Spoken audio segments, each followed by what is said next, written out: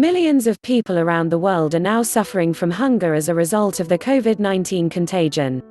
National lockdowns and social distancing measures have effectively abated the spread of the deadly virus, but it's also drying up work and incomes for critical workforce members. It's also very likely to disrupt agricultural production and supply routes, leaving millions to worry about how they will get enough to eat. Meat processing factory closures and dairy farmers pouring out milk may be getting headlines, but consider the food supply chain to be an interdependent ecosystem in which each component relies on one another. Here are 5 reasons why a future food shortage is a very real possibility and a major concern for all of us. And, to keep yourself informed, sign up for our newsletter to get the latest coronavirus food news delivered straight to your inbox. 1. Supplies aren't matching current demands. The nationwide shutdown has thrown off traditional food supply chains in very inconvenient ways. For instance, schools, restaurants, and even cruise ships being temporarily shuttered means that the foods designed for these places do not align with the sudden spike in grocery shopping and home cooking. A 50-pound bag of rice or flour designed for a hotel or college cafeteria is of no use to a grocery store or someone cooking at home.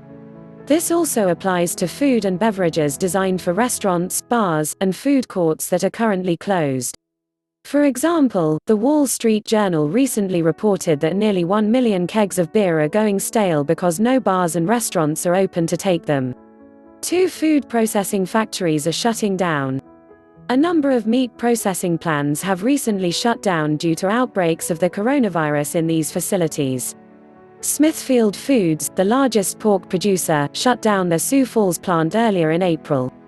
And recently, an Iowa-based pork processing plant owned by Tyson Foods temporarily shut down as well. Meat processing plants are a critical part of the food supply chain, and when a few of them close, it puts a bigger burden on those that remain open. 3. Dairy products are going to waste. The milk supply chain has seen disruptions that are preventing dairy farmers from getting their products to market, despite strong demand for basic foods like milk and eggs. Multiple reports have surfaced of dairy farmers discarding milk and other dairy products that are not being sold, largely due to school, restaurant, and hotel closures. When farmers have to resort to throwing out their product, they do not get paid for their efforts. And while federal bailouts will help in the short term, the fragile ecosystem of our food supply chain relies on the success of farmers and processing plants staying in business. 4. Workers can't travel to their jobs. The nearly nationwide lockdown designed to abate the spread of COVID-19 has severely limited travel. This limitation is not just a domestic issue for harvesters of fruits and vegetables who rely on intrastate travel to get to work, it also affects foreign produce supply chains. European farms, for example, often rely on migrant harvesters from, say, Poland or Romania, many of whom are unable to travel due to the pandemic.